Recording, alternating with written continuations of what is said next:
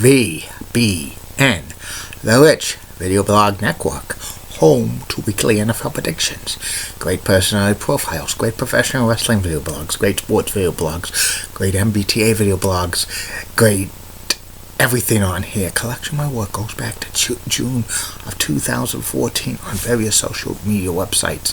RVBN, the only video blog on the internet that matters. Time now is 8:21 in the evening, Billerica, Massachusetts, on Monday, March 22nd, 2017. Some news to report on the RVBN News Wire before my third and final video blog subject of the night is this. The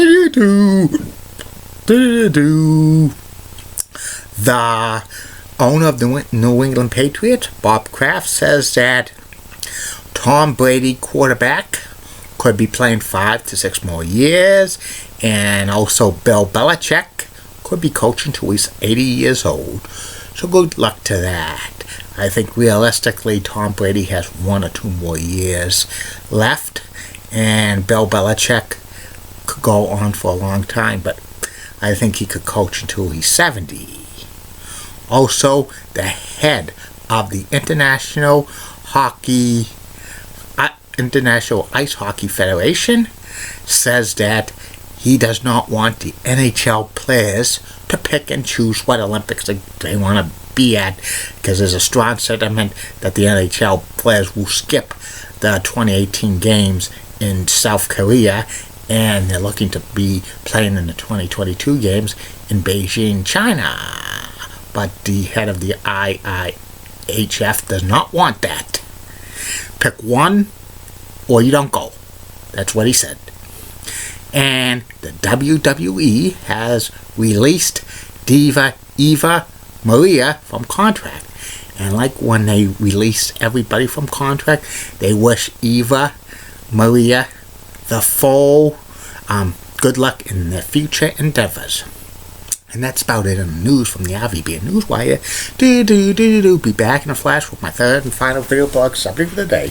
But first, upcoming things on the RVBN video blogs for tomorrow.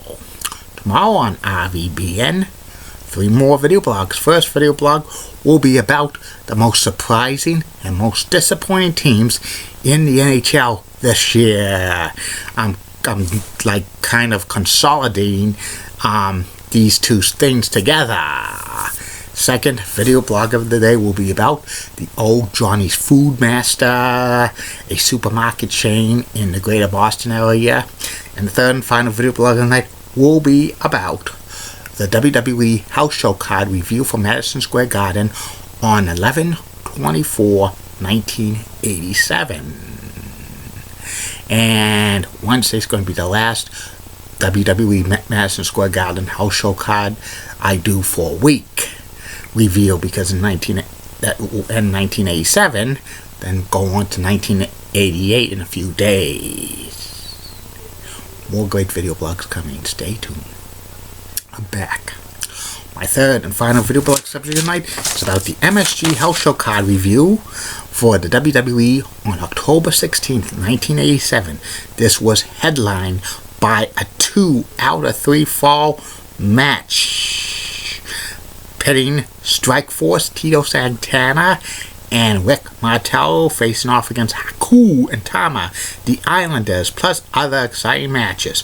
Calling the action for this card was Gorilla Monsoon and Bobby the Brain Heenan for the first match.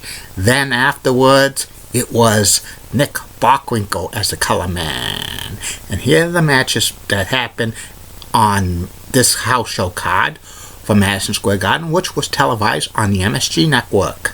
First match was Jose Estrada facing off against Outback Jack. Tiny kangaroo down, sport. Tiny kangaroo down. Tiny kangaroo down, sport. Tiny kangaroo down. And this was kind of a squash match. Outback Jack wins with the Bulldog for the 1, 2, 3. The next match was a tag team match. It was the Killer Bees, Jumping Jim Brunzell and B. Brian Blair facing off against the Dream Team, Greg the Hammer Valentine and Dino Bravo, with Lester's Johnny V in their corner. This is the last time Lester's Johnny V was at the Madison Square Garden performing. And this was a decent tag team match. Ending had the Killer Bees do the switch off, putting on their mask, and it was B. Brian Blair pin Greg Valentine with the sunset flip for the 1, 2, 3. The next match was Canada's Greatest Athlete, Iron Mike Sharp, facing off against Polish Power Ivan Putski, who made his return to the WWE, and this was basically another squash match. Ivan Putski pins Iron Mike Sharp in about 6 minutes with the Polish Hammer. And then Ivan Putski sings Polish songs, and he was still over with the crowd, but he was washed up as a performer. The next match was Ravishing Rick Rude with Bobby the Brain Heenan in his corner, facing off against Paul Mr. Wonderful Orndorff with Oliver Humperdinck's corner. And before the match, there was a pose down between Rude and Orndorff, and Orndorff won, and this was a decent match, back and forth. Ending had Paul Orndorff punch out Bobby Brain Heenan, and then Ravishing Rick Rude throws Orndorff over the top rope, and then Orndorff and Rude are fighting, and Orndorff gets back in the ring, but Bobby the Brain Heenan holds Paul Orndorff, and he's counted out. Also, during the match, Nick Bockwinkel helped Bobby the Brain Heenan up. That's kind of a little bit biased. Heenan managed Nick Bockwinkel in the AWA. The next match was Sika with Mr. Fuji facing off against the magnificent one, Don Muraco, who's now full-fledged face. And this was about an 8-minute match or so. Muraco wins by giving a knee drop to Sika. Next match was Killer Khan with Mr. Fuji facing off against Randy Macho Man Savage. Ooh yeah, dig it. And this match was, a decent match. Ending had Killer Khan try to spit mist in Randy Savage's face, but Randy Savage blocked it and threw it back on Killer Khan's face. Killer Khan was disoriented, and then Savage goes up to the top rope, does the flying axe handle for the 1, 2, 3. The next match was a steel cage match. It was the Natural Butch Reed facing off against Superstar Billy Graham, and this was not the best of cage matches because Superstar Billy Graham very limited what he could do because he had an artificial hip. And this was only about a 10-minute match. Superstar Billy Graham knocks out Butch Reed with brass knuckles, which it's legal in a steel cage match. There's no disqualification in a steel cage match. Superstar walked through the door, and he's declared the winner. The next match was Nikolai Volkov facing off against Billy Jack Haynes, or what Bobby Brain Heenan used to call Billy Jack Haynes, Billy Jack. Before the match, Nikolai Volkov sang the Russian national anthem, and he got a chorus of boos. And this match wasn't that special. A roll up for Billy Jack Haynes for the 1, 2, 3.